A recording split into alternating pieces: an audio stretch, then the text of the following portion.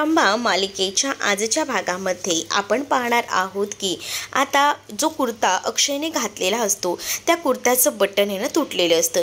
त्यामुळेच तो आता राणीकडे आलेला असतो आणि राणीला म्हणत असतो की राणी, माझं ना हे बटन तुटले, जरा मला प्लीज लावून देतेस का।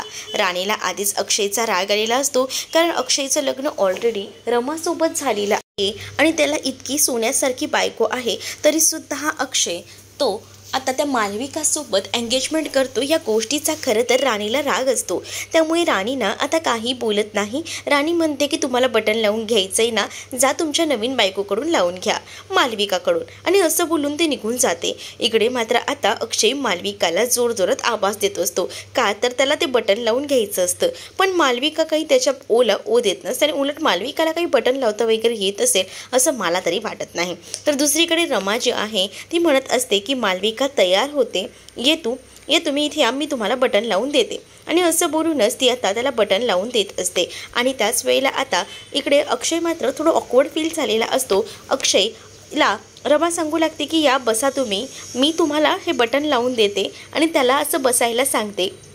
ज्या वेळेला आता अक्षयला ती बसायला सांगते त्यावेळेला अक्षय थोडा आता जलस होत असतो, त्याला कळत नसतं काय करावं आणि काय नाही ते, पण तरीसुद्धा आता बसावं तर लागतंच। आणि त्यावेळेला आता रमा त्याला ते बटन लावून देत असते।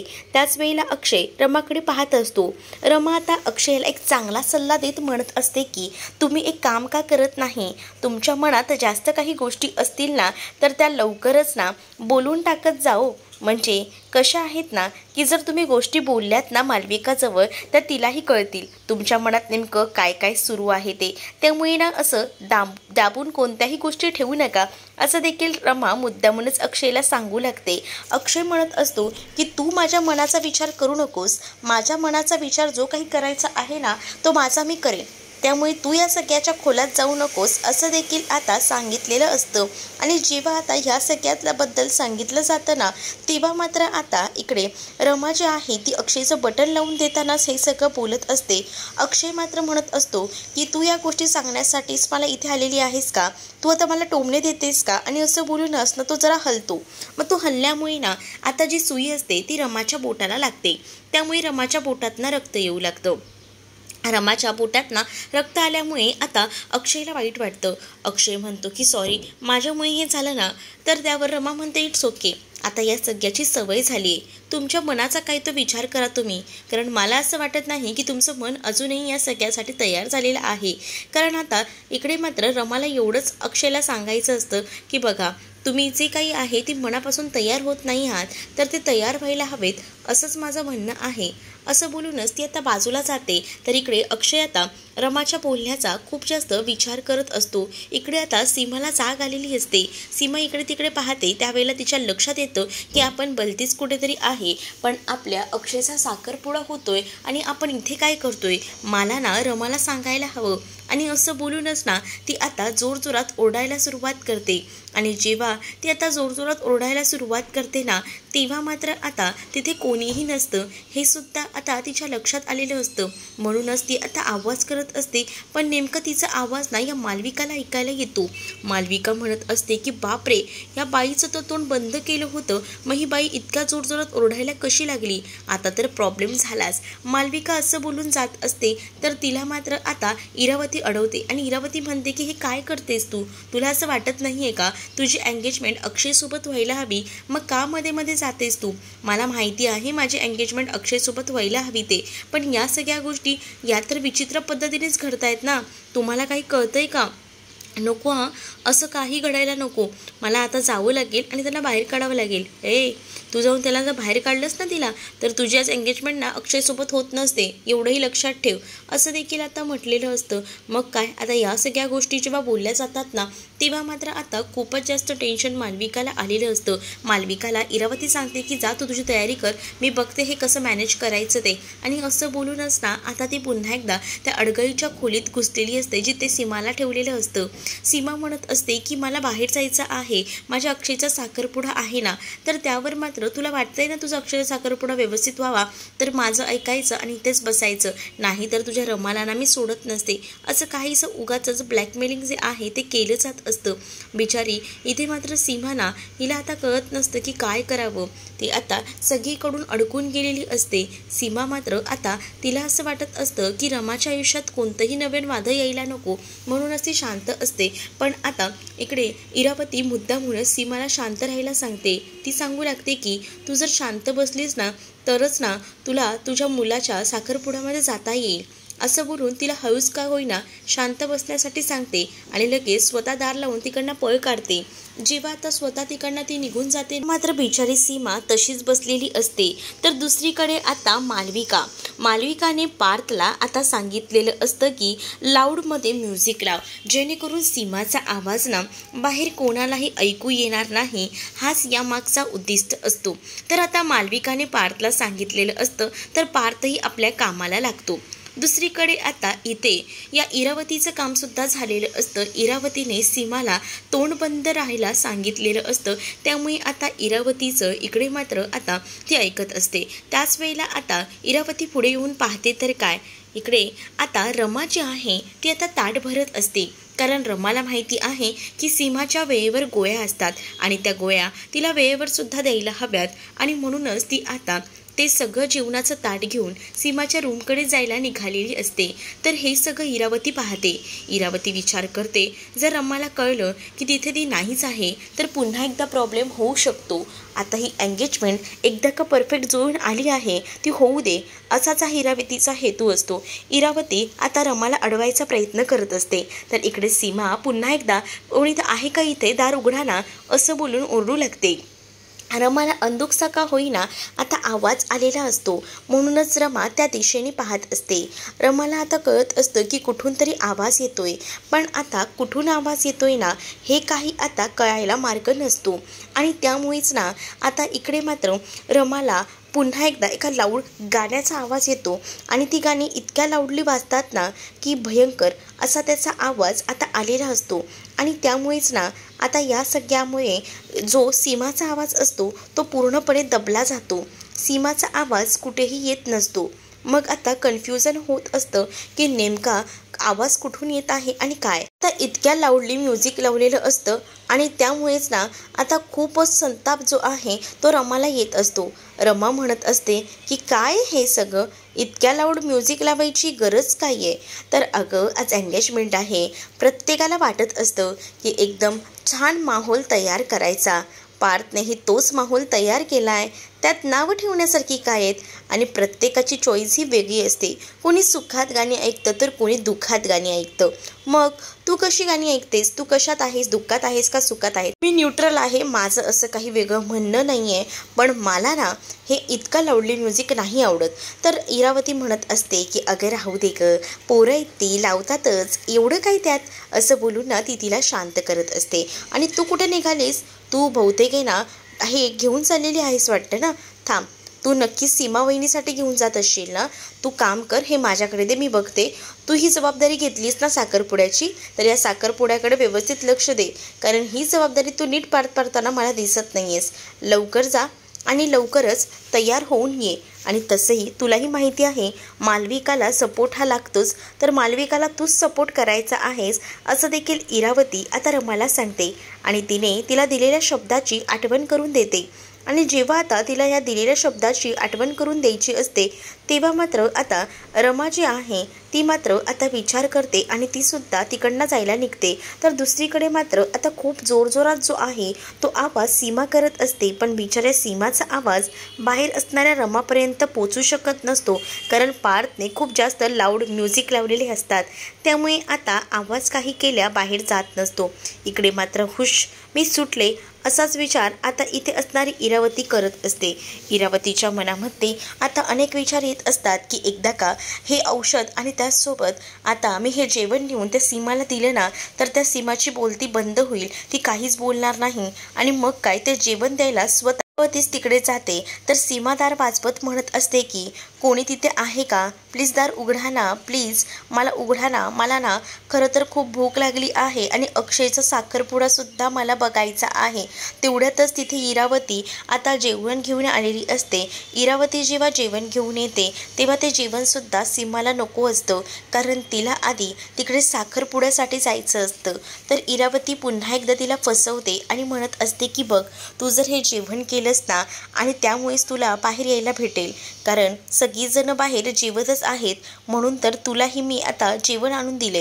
हे एकदा का जेवलंस ना की तुला बरं वाटेल, असं देखील आता म्हटलं जातं. आणि जेव्हा या सगळ्या गोष्टी समजावून सांगितल्या जातात ना तेव्हा मात्र आता सीमा म्हणत असते, म्हणजे मी जेवल्यानंतर तू मला बाहेर घेऊन जाशील ना माझ्या रमाक्षच्या साखरपुड्याला? हो हो, तुला घेऊन जाईन, तू आधी जेव. आणि असं बोलूनच ना इरावती पुन्हा एकदा इकडे मात्र त्या सीमाला वेड्यात काढत असते. आणि जेव्हा पुन्हा एकदा सीमाला ती वेड्यात काढू लागते तेव्हा मात्र आता सीमा तिथेच थांबते. तर दुसरीकडे मात्र आता निघून गेलेली असते इरावतीला ना आता नेमका डाव साध्य करायचा असतो आणि त्यामुळेच ना आता डाव साध्य करण्यासाठीच ती गेलेली असते.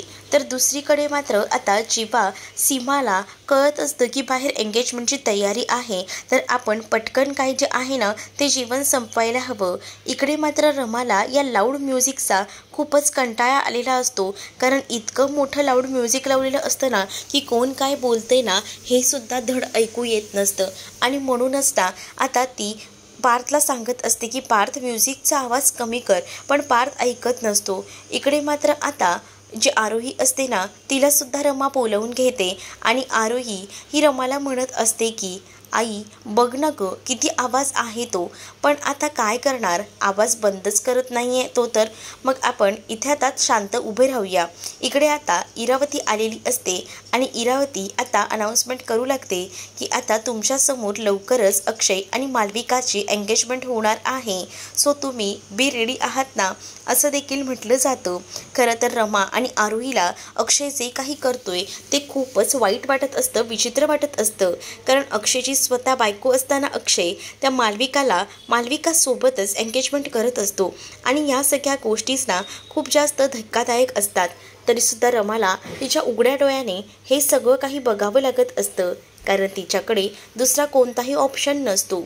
तर दुसरीकडे मात्र आता हे सगळं बघण्यामध्ये इकडे इंटरेस्ट नसलेली रमा तरीही उभी असते आणि त्याच वेळेला आता इकडे अक्षय आणि मालविका एका गाण्यावर डान्स करू लागतात, कारण आता पहिल्यांदा म्युझिक लागलेलं आहे म्हटल्यावर डान्स तर व्हायलाच हवा असं इरावती सांगते. आणि अक्षय आणि मालविका डान्स करत असतात.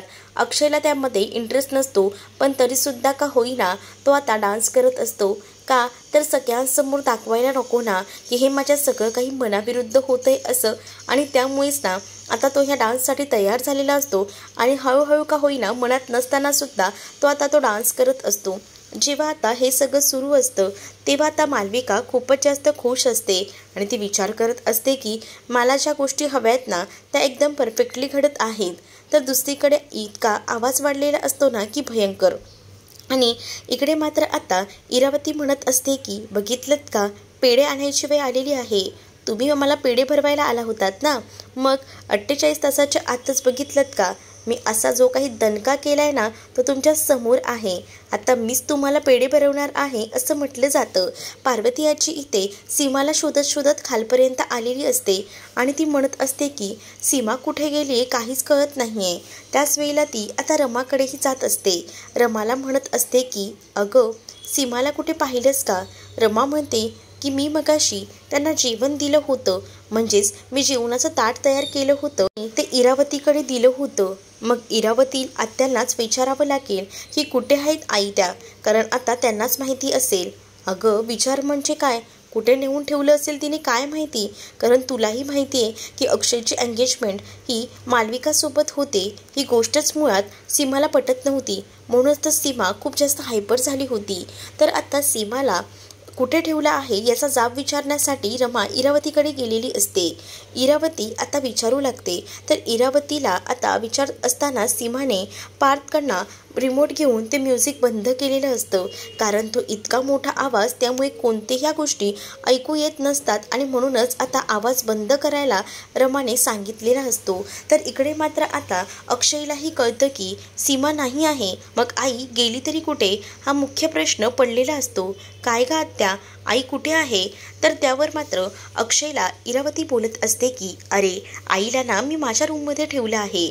तुला तर माहिती आहे ना, मागच्या वेळेला जेव्हा माझा बड्डे होता तेव्हा फुगा फुटला होता, तेव्हासुद्धा किती टेन्शन आलं होतं, किती पॅनिक झाली होती ती. मग आतासुद्धा असंच काहीतरी झालं, परत आवाजाने तिला त्रास झाला तर सगळ्यांमध्ये डिस्टर्ब व्हायला नको, म्हणूनच तर मी तिला ठेवून आलेली आहे माझ्या रूममध्ये.